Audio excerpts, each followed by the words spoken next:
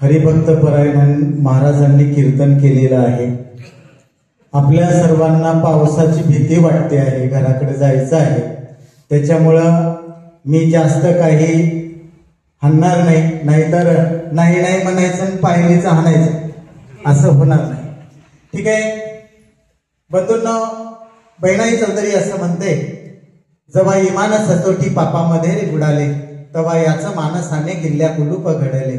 किल्ल्या राहिल्या ठिकाणी जेव्हा तिजोऱ्या फोडल्या, तेव्हा याचं मानसानं बेड्या लोखंडी घडल्या। आपण प्रगती केली परंतु वेगळ्या दिशेने।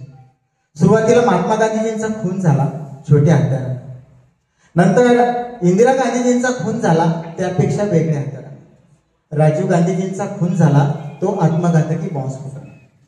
आपण प्रगती केली पण वेगळ्या दिशेनं। विद्यार्थ्यांच्या अंगामध्ये शिक्षण आपण दिलं, डॉक्टर बनवलं, इंजिनियर बनवलं, शास्त्रज्ञ बनवलं, परंतु मूल्याची कुठेतरी कमतरता वाटते, म्हणून हे मूल्यवर्धन शिक्षण आहे। आणि त्यामुळे गेले 2-3 दिवस झालं मी फक्त मूल्यवर्धनाबद्दल बोलणार आहे। 2-3 दिवस झालं या ठिकाणी जी सोयी करतायत, कसं आहे बंधूंनो भगिनींनो, आपण माहेरला आला, परंतु हे माहेरचं घर आपलं नाहीये।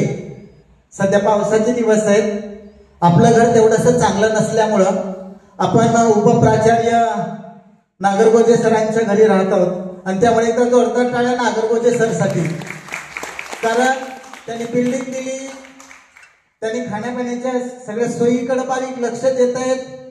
आणि सगळ्यात महत्वाचं, स्टाफ रूम मध्ये तुम्हाला जी सोय पाहिजे ती घ्या म्हणले, आणि असा माणूस मला दुसरीकडे दिसला नाही।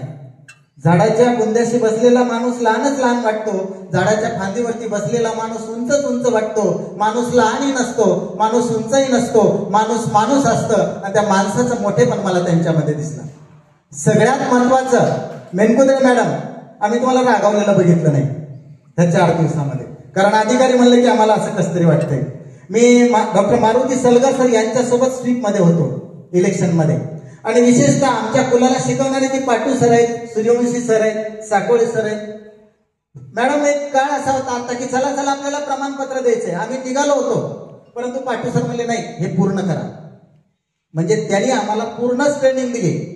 महत्वाचं गटकार्य काय असतं, गटचर्चा काय असते, गट कसे तयार करायचे, तिथं कसं जायचं, आणि महत्वाचं बऱ्याच ट्रेनिंग अशा झाल्या की फक्त तुम्ही आम्हाला शिकवलं, पण माझ्या माहितीनुसार पहिली ट्रेनिंग माझी अशी आहे की तुम्ही बी शिकवलं आणि इथंच आम्ही बी शिकवलं, प्रॅक्टिकली नॉलेज या ट्रेनिंग मध्ये मिळालं। त्यामुळे मी या सर्व टीमचं खरोखरच आभारी आहे। बंधूंनो, आपण आता तालुक्याला जाणार आहात, आपल्या काही अडीअडचणी असतील तर ही सर्व टीम तयार आहे।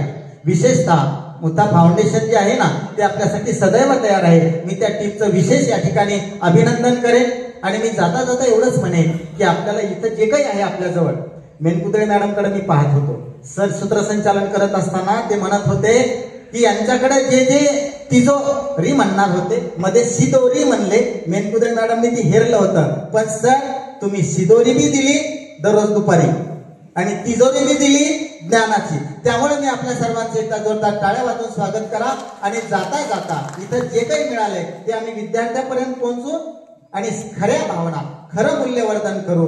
शेवटी 2 शब्दात एवढंच म्हणेल, आमची तळमळ तुमची तळमळ एकच आहे, हो पीर पर्वत सी पिघलनी चाहिए, हो पीर पर्वत सी पिघलनी चाहिए, मेरे दिल में सही तेरे दिल में सही, कहीं न कहीं ये आग जलनी चाहिए। हंगामा खड़ा करना मेरा मकसद नहीं, लेकिन इस दुनिया की सूरत बदलनी चाहिए, लेकिन इस दुनिया की सूरत बदलनी चाहिए।